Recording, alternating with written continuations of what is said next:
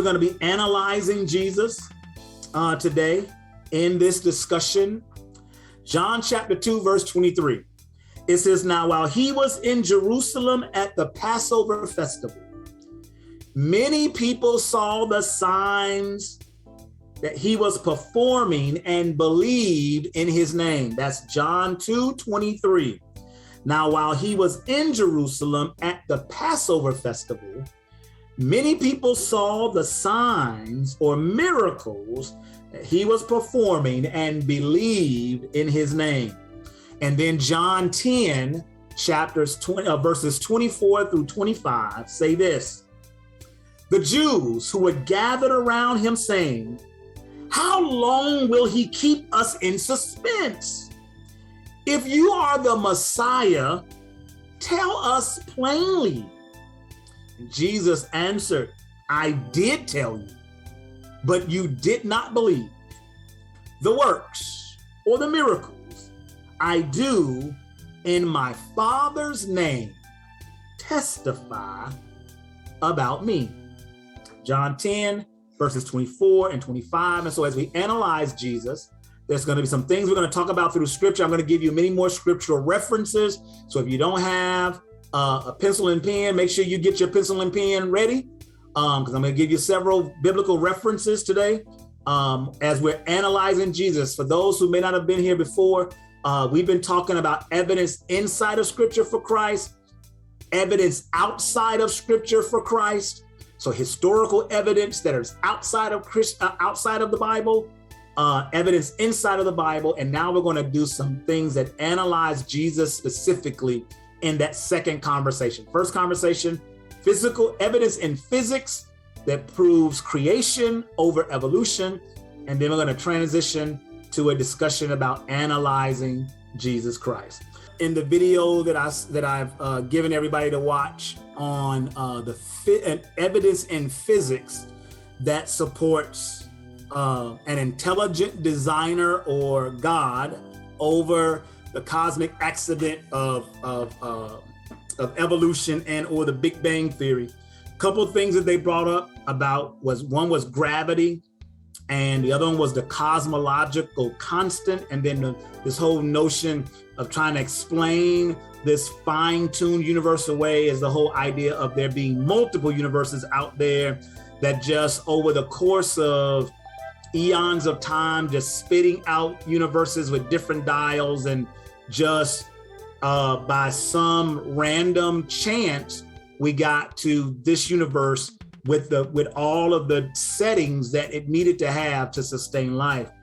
And so the initial one about the ruler stretching across the entire universe in 1-inch increments in order for gravity to work the way it needed to, in order for life to happen, it had to be precisely, I think it said it was like 14 million light years or whatever it was, it would have been across the universe. And the gravity would have to sit exactly on this particular 1-inch increment for life to be sustainable.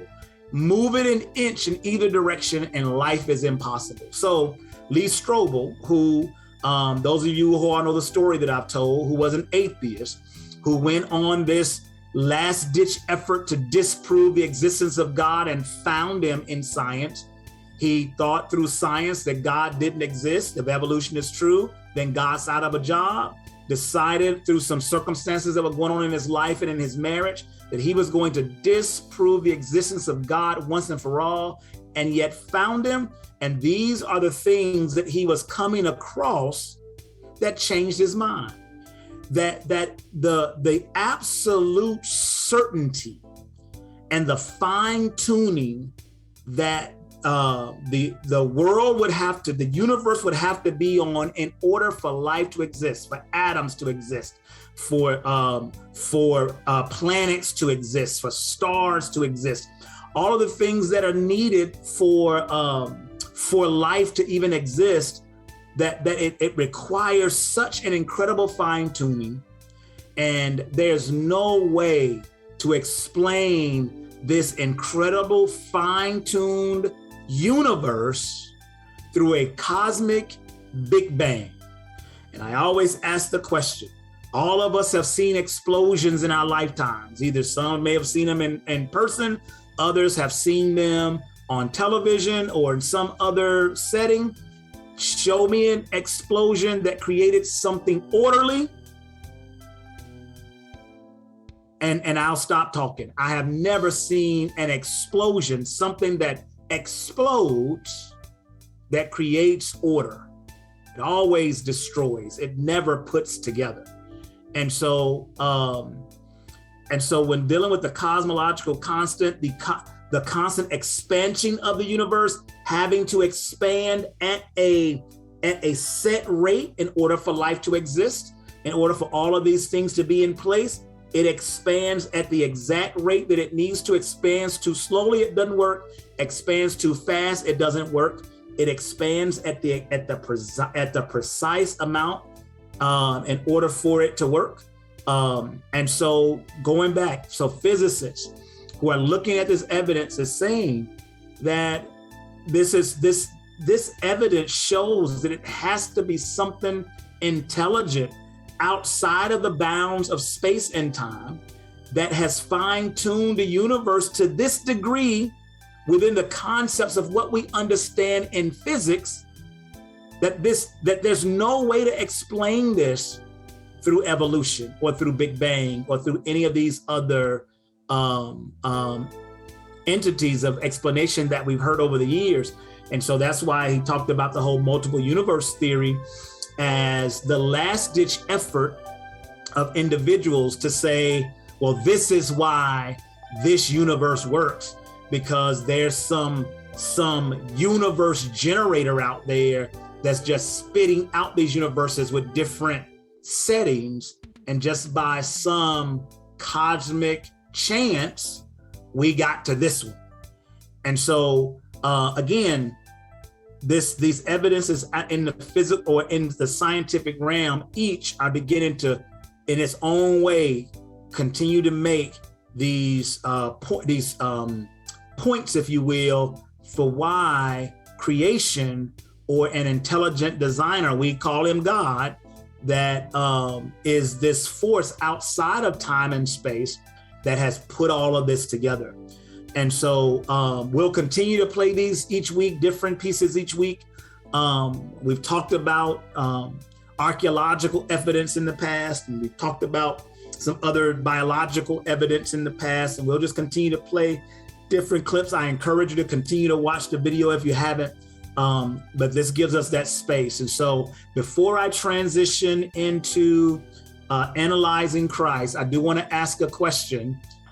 Any questions about anything we've discussed in previous weeks, and or about the video or anything that we've shown on the scientific evidence side for creation? Anybody, any questions, comments, anything that anybody want to add before we transition to analyzing Jesus?